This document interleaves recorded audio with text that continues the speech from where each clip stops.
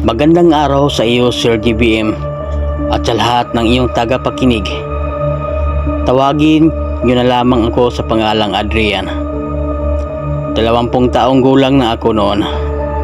Nakatira sa isang tahimik at halos liblib na lugar sa San Isidro, Laguna. Simple lang ang buhay namin doon. Tahimik, walang gaanong nangyayari. Pero isang tag-init, nagbago ang lahat. May lumipat ng mag-ina sa katabing bahay namin. Hindi sila pala imik. Hindi rin sila pala kaibigan. Halos hindi mo maririnig ang boses nila sa umaga o sa gabi. Parang may tinataguan sila. Ang pangalan ng dalaga ay si Lera. At sa unang pagkakataon na nakita ko siya, hindi ko maipaliwanag kung bakit, pero parang may kung anong humila sa puso ko. Hindi dahil sa sobrang ganda niya, kundi dahil sa kakaibang lungkot na makikita mo sa kanyang mga mata. Hindi naging madali ang pakikipagkaibigan sa kanya. Sa umpisa, iniiwasan niya ako.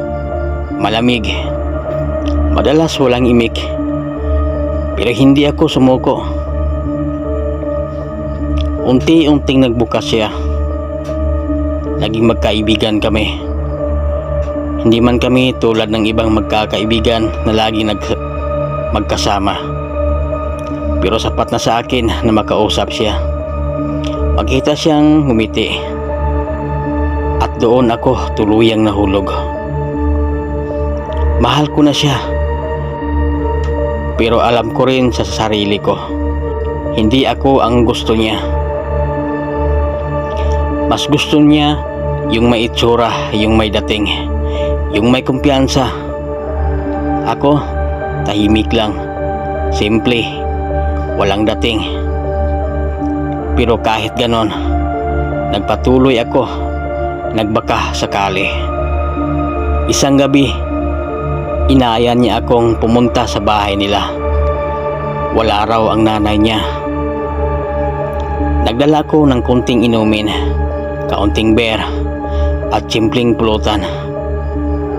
Sa gabing iyon, masaya kami. Nagtatawanan, nagkukwentuhan, parang walang problema sa mundo. Pero habang tumatagal, may masamang ideya na pumasok sa isip ko. Hanggang ngayon, di ko pa rin alam kung bakit ko iyon nagawa. Habang nasa kusina siya, dahan-dahan kong nilabas ang maliit na pakete sa bulsa ko. Isang pampatulog. Sa loob ng ilang segundo, nagawa ko ang bagay na hindi ko dapat ginawa. Hinaluan ko ang iniinom niya. Oo, balak ko siyang angkinin. At iyon ang pinakamadilim na desisyon na nagawa ko sa buong buhay ko. Pagbalik niya, ngumiti ako. Nagkunwaring normal. Inom ka muna, malamig pa, sabi ko. Kinuha niya ang baso at ininom. Pinagmasdan ko siya. Ilang minuto ang lumipas, pero walang nangyari. Hindi siya nahilo, hindi siya inantok, at doon ako kinabahan. Dahan-dahan siyang tumingin sa akin, diretso sa mata ko, at akala mo hindi ko malalaman, ika niya. Parang may malamig na tubig na ibinuhos sa buong katawan ko. Nilagyan mo ng papatulog ang inumin ko, di ba? Sabi niya. Hindi ako makapagsalita. Wala akong maipaliwanag. Pinahiyaan niya ako. Tinawag akong katulad ng ibang lalaki na katawan lang ang habol. Pero sa kabila ng lahat, nasabi ko pa rin ang totoo. Mahal kita. Tumawa siya. Malakas, masakit, at akala mo kilala mo ako, sabi niya. Napatingin siya sa bintana. Maliwanag ang buwan. Tahimik ang paligid. At doon, nagsimulang magbago ang lahat. Unti-unting nag-iiba ang kanyang anyo. Namula ang kanyang mga mata. Kumaba ang kanyang mga kuko. At ang kanyang mukha ay nagiging halimaw. Hindi ko na siya makilala. Aswang ako, sabi niya. Hindi ako makagalaw. Hindi ako makapaniwala. Bigla niya akong sinugod. Tinulak. Sinakal. Sinuntok. Pakiramdam ko, mamamatay na ako. Pero sa halip na lumaban, niyakap ko siya. Mahigpit. Walang takot. At doon, bigla siyang tumigil. Unti-unti siyang bumabalik sa dati. At nakita ko umiiyak siya.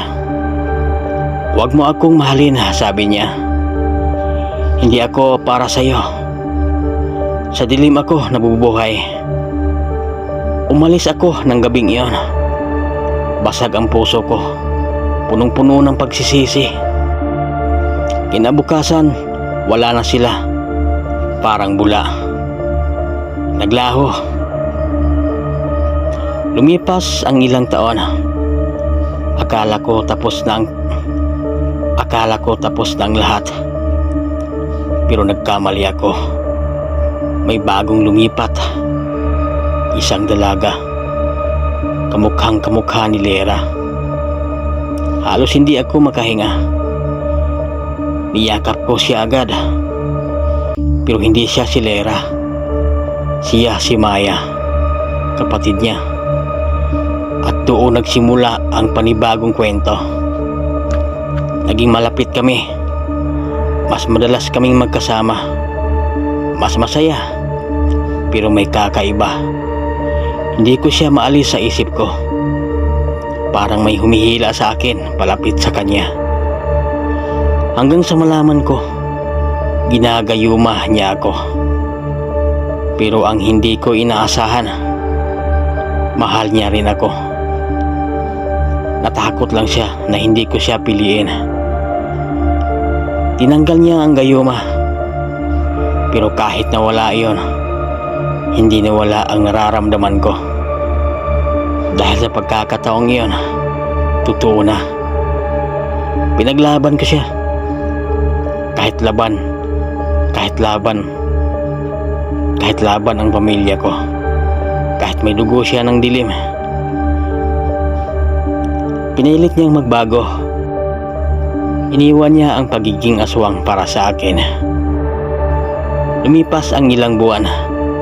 Nagkita kaming muli ni Lera.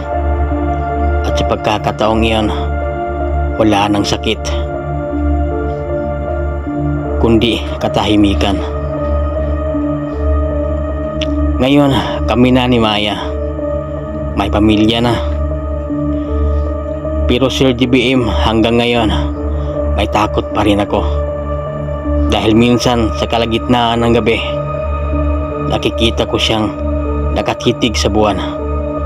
At unti-unting namumula ang kanyang mga mata.